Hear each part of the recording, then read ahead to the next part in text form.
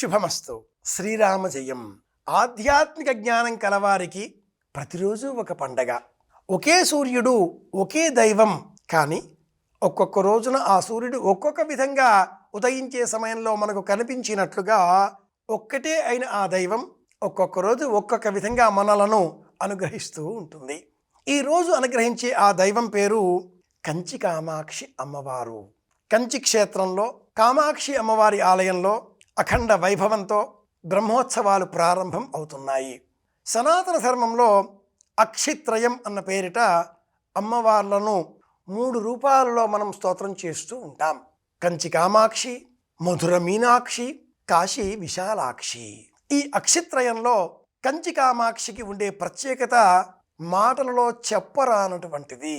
అలవి కానటువంటి అపురూప వైభవంతో సాక్షాత్తు శంకర భగవత్పాదుల వారి చేత అర్చనలు స్వీకరించిన ఆ జగజ్జనని కాత్యాయని కామాక్షి రూపంలో మన సంకల్పాలను నెరవేరుస్తూ ఉన్నది.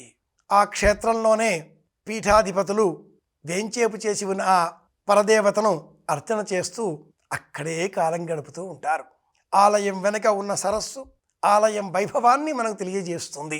నిశ్శబ్దంగా ఉంటుంది ఈ ఆలయం. రణగొణ ధ్వనులకు చాలా దూరం.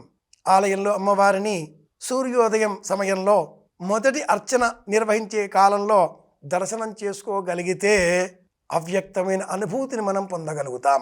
ఈ ఆలయం ప్రత్యేకత సంతానం లేనటువంటి వారికి ఈ మొదటి జాములో ప్రత్యేక తిథులలో ప్రత్యేక వేళలలో వారు అన్నము వివిధ దినుసులతో చేసినటువంటి కదంబము అనే పదార్థాన్ని ఒక ముద్ద వలె మనకు అందిస్తారు. ఆ ఆలయం మండపం పైకి ఆ ముద్దని విసిరివేస్తే అమ్మ అందుకుంటుంది. ఆరోగ్యంతో పాటుగా ఆనందం కలిగించే సత్సంతానాన్ని మనకు అనుగ్రహిస్తుంది అని స్థానికుల విశ్వాసం. ఇది ఈ ఆలయానికి మాత్రమే ప్రత్యేకం. ఈ దేశంలో ఉన్న లక్షలాది ఆలయాలలో ఏ ఆలయంలో లేనటువంటి ప్రత్యేకత అత్యద్భుతమైన అంశం ఈ ఆలయంలో ఉంది. ఏ ఆలయంలోనూ కూడా ఇలాంటి ప్రత్యేకత మనం గమనించలేదు, గమనించం కూడా.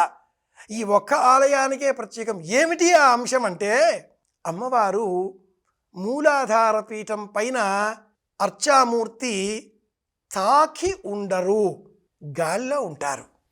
వరంగల్ క్షేత్రంలో రామప్ప ఆలయంలో వ్రేలాడే స్తంభం ఒకటి మనం చూచి ఉన్నాం.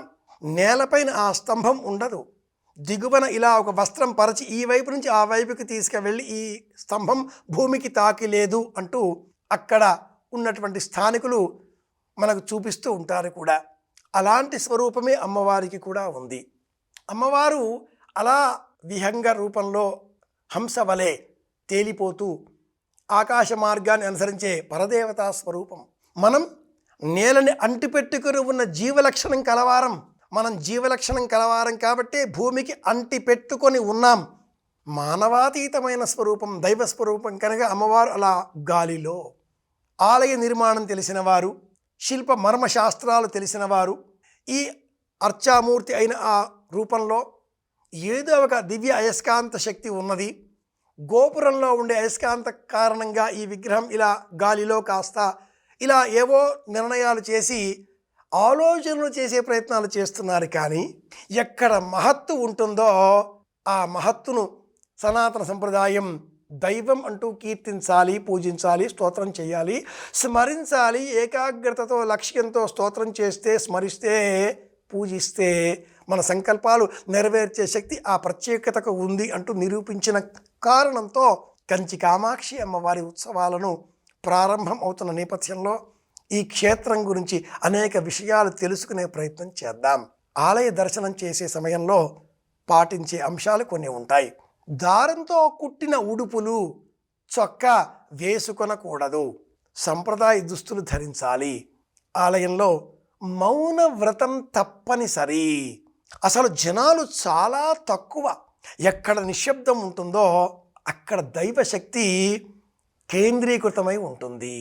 శబ్దం చేసే చోట ఆందోళన తప్ప ఆనందానికి ఆస్కారం లేదు. అనిర్వచనీయమైన అనుభూతిని మనం పొందాలి అంటే కంచి కామాక్షి అమ్మవారిని దర్శనం చేసుకోవాలి. ఆలయంలో వేంచేపు చేసి ఉన్న అమ్మవారిని పీఠాధిపతులు స్వయంగా దర్శనం చేసుకుని అర్చన చేస్తూ ఉంటే చూచి తరిద్దాం మనమంతా కూడా. చూడడం మన వంతు, అనుగ్రహం ఇవ్వడం అమ్మ వంతు. ఆవాహనం న జానామి విసర్జనం ఏవం ధ్యాత్వా మహాదేవి యథాయోగ్యం తథా కురు అంటూ అమ్మను స్తోత్రం చేయడమే మన పని. కంచి కామాక్షిని స్మరిస్తూ అందరి క్షేమాన్ని కోరుదాం. మళ్ళీ రేపు కలుసుకుందాం. శుభమస్తు. శ్రీరామ జయం.